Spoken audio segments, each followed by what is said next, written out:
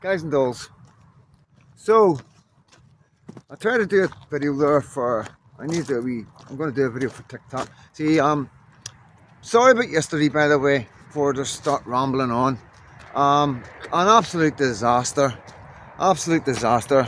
I'm just glad that the people following me are like it doesn't look see it I'll just tell you what happened, right? So basically, first video I put up, I said my full name in it twice. Now, it doesn't bother me, obviously, because this is my full face, you know what I mean? And it doesn't take a rocket science to work out, what I've said, you could, work out who I am, right? So easy, right? If you want to. But I know 99.9% is, happy with Freedom Dad and what, seeing my face and that, But obviously, there's people out there that want to cause me trouble, want to shut me down. So I don't want to make it easy for them, you know what I mean? And I had 70 views on it before I took it down. So, sorry guys, really, really sorry. And then the second one I put up, I turned the camera around the other way. It was dark, didn't look right. And then I zoomed in to see a tractor. I zoomed in to see a tractor, and then I didn't zoom it back out right. So when I turned it back around, it was just, you could see the side of my face, and it was just horrible.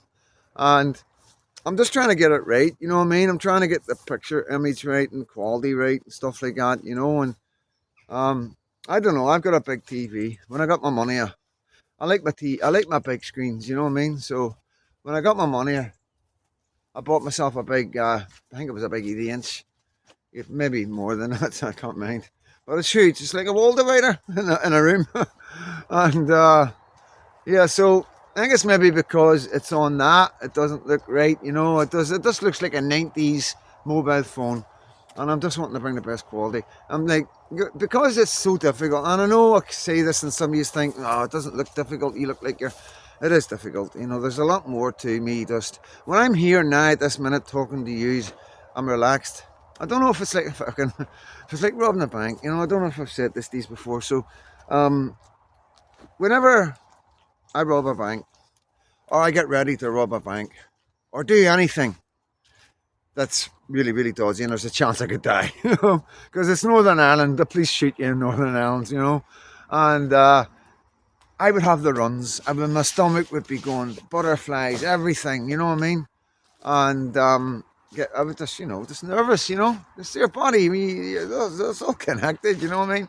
But as soon as I walked across the threshold of the bank, total and utter Spider-Man senses, and I can't explain it. It's you don't experience it in any other time. It's quite remarkable, and I don't know what it is. I really don't know what it is. So what I'm saying is, this is a wee bit like that. Once I press record, everything goes, and I'm relaxed, and you see my videos, But yeah, it's listen, it is hard work, you know, because the topics that I talk about, they're not favoured amongst our government. They're really not favoured, and I touched on this on the video, and I'm going to touch on it again. But I wanted to just get this out of the way, and I don't mean get this out of the way because I'm going to be talking about this for quite a wee while, I think.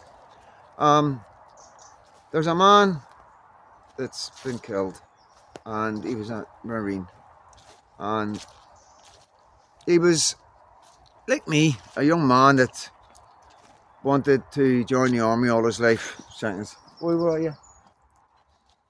And he wanted to join the army all his life, and he got his dreams and that. But as he's getting his dreams,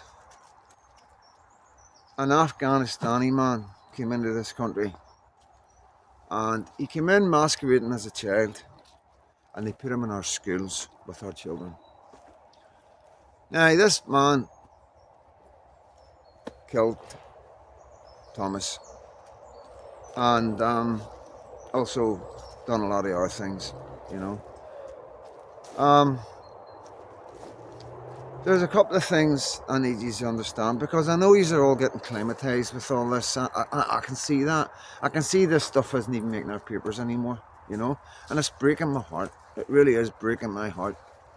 And like, this is a guy came into our country pretending to be a child. He was an adult. He was put into our schools. He was. You can imagine. Can you imagine? You know, you'd need to go there and speak to them people about what happened, you know. But you can't imagine, right? So obviously when he's went to the dentist is like, you're no 14, 15 or whatever. So once his cover was blown, didn't take it too well. So he's went out and killed one of our young men. But this is the kicker. This is what fucking gets me, right? The coroner said there was no reason for an inquest. There was no reason for a public inquest. Now, can any of you understand where any part of what I've just told you doesn't need to be looked at again? And I know you're all shaking your heads going, geez, oh. And who's a coroner? Why does a coroner get to decide this? You got this young man's family. Can you imagine what it's like? Can you imagine, right? Like, I'm looking at the nitty gritty. You know, I always look a wee bit deeper into things, and that's why I get affected the way I get affected. Because a lot of people just see the headline and go, but I see the humans. I see the families. I think what it must be like becoming a father myself, that something happened to my daughter and everything just gets brushed under the carpet. Doesn't even get media attention or nothing. It's left to people like Tommy Robinson once again and other men to highlight this. That's not the way it should be. Why are they hiding these things from us? How many other things are they hiding? What do we not know about? That's the scariest part of it all. What do we not know?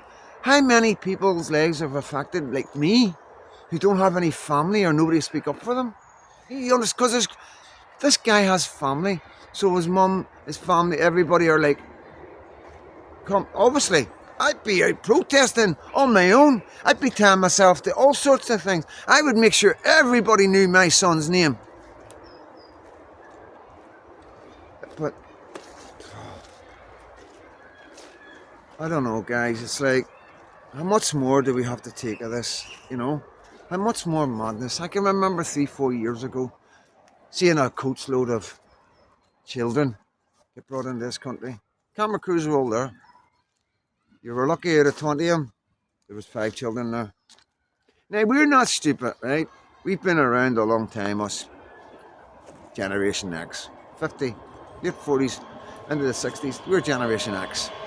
And we've been around a wee while. Who's the train away by, guys? That's the train from Glasgow to Edinburgh. Handy. So, what do we do? What do we do? You know? They're hiding stuff from us, they're not telling us the truth. It's almost like I can't help but feel that they're implicit. What is that? I'll show you this. This is really nice, so it is. I'll show you this wee bit. The next time round, I can't do it when I'm talking like this. What do we do? You know? So, what would you do if it was your house? You got a big family, and one of your sons kept bringing people into the house that were killing your other family and hurting your other family, you know?